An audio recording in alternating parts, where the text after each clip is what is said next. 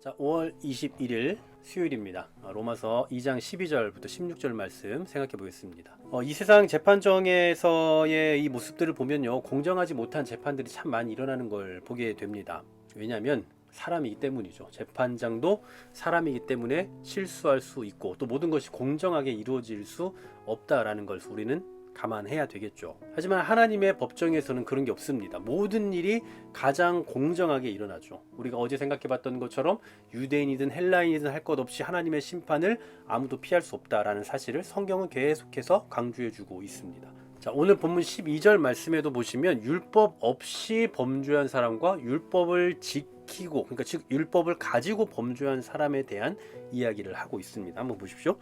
무릇 율법 없이 범죄한 자는 또한 율법 없이 망하고 율법이 있고 범죄한 자는 율법으로 말미암아 심판을 받으리라 라고 말씀하죠. 자, 율법이 없는 사람이 있습니다. 이방인이겠죠. 자, 이 이방인은 율법을 모릅니다. 그런데 율법을 모르는 상태로 범죄를 했어요. 자, 그럼 어떻게 되는 겁니까? 심판을 받는 거죠.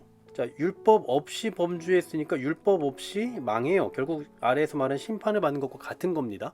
여기서 오해하지 말아야 될 것은 율법을 갖고 있지 않기 때문에 심판받는 게 아니라 죄를 지었기 때문에 심판을 받는 거예요. 자, 두 번째로는 이제 율법이 있는 사람, 즉 유대인입니다. 자, 이 유대인은 율법을 잘 알고 있어요. 그 율법을 가지고 있죠. 안식일에 회당에서 낭독하는 그 율법을 늘 듣습니다.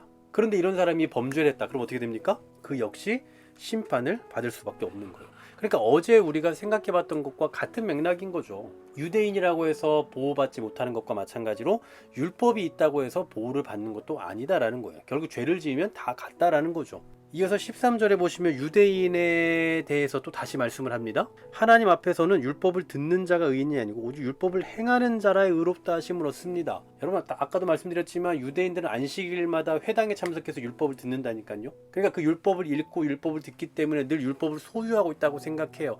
그런데 하나님 앞에서 의롭게 되는 것은 율법을 듣고 율법을 갖고 있는 것으로 되는 게 아니다라는 거죠. 우리가 성경책 가지고 있으면 보호를 받습니까? 그런 거 아니잖아요. 그와 마찬가지로 유대인들도 율법을 듣고 율법을 읽고 율법을 알고 있다는 사실로 보호받을 수 있는 게 아니다라는 사실이죠. 14절 15절에서 더 분명하게 또 가르쳐 줍니다. 율법 없는 이방인이 본성으로 율법의 일을 행할 때에는 이 사람은 율법이 없어도 자기가 자기에게 율법이 되죠. 이런 이들은 양심이 증거가 되고 그 사람들이 서로 혹은 고발하며 혹은 변명하여 그 마음에 새긴 율법의 행위를 나타낸다라고 말씀합니다. 자, 이게 무슨 얘기냐면요, 그러니까 이방인들에 대한 이야기예요. 앞서서 말했던 어떤 그 율법이 없는 사람들, 율법의 기준을 가지고 있지 않는 사람들에 대한 이야기라고요. 여러분, 이런 사람들은 죄를 죄로 알겠습니까? 모르겠죠. 그럼 그들은 스스로 범죄했다는 걸 어떻게 알 수 있느냐라는 질문이에요. 거기에 대해서 지금 바울이 14절 15절에서 말하는 게 뭐냐면 본성으로 율법의 일을 한다. 본성으로 율법의 일을 행할 때라고 말하잖아요. 그러니까 하나님께서 새겨놓으신 그 도덕법을 의미하는 거예요. 자, 그 일에 대한 증거로 15절에 어떤 단어가 나옵니까? 우리가 잘 알고 있는 양심이 나오죠. 양심.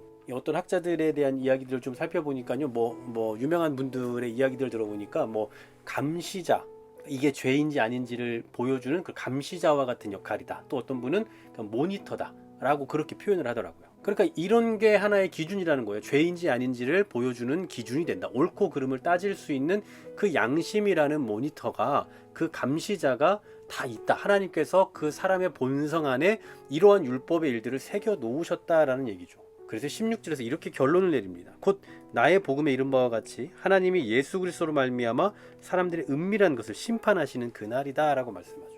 자, 그날, 계속해서 지금 지난 시간부터 계속 말하고 있는 거예요. 그날.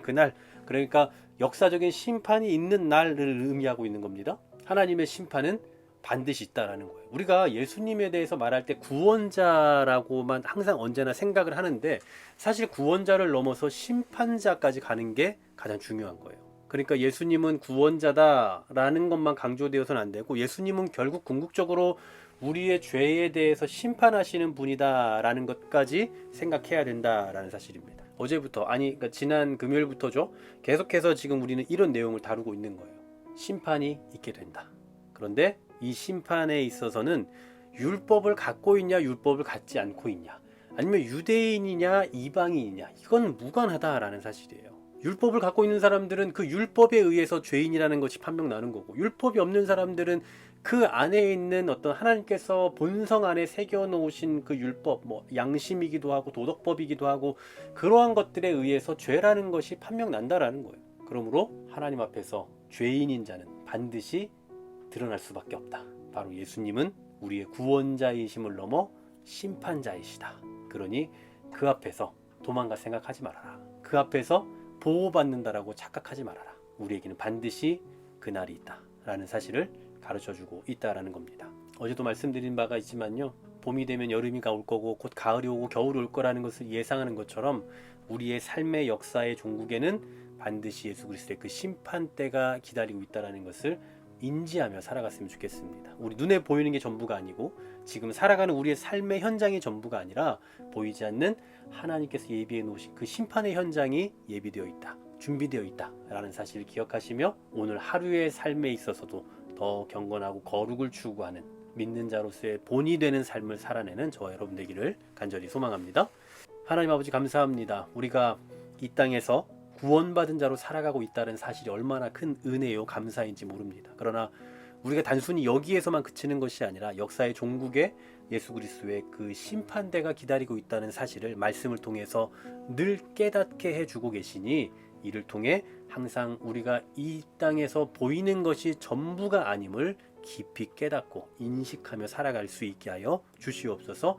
보이는 것에 모든 소망을 두고 이 땅에서의 삶의 모든 것을 다 쏟는 삶이 아니라 보이지 않는 그때의 삶이 있음을 생각하며 이 땅에서의 하루하루의 삶에 더 힘쓰며 믿음으로 살아낼 줄 아는 우리 모두가 되게 하여 주시옵소서.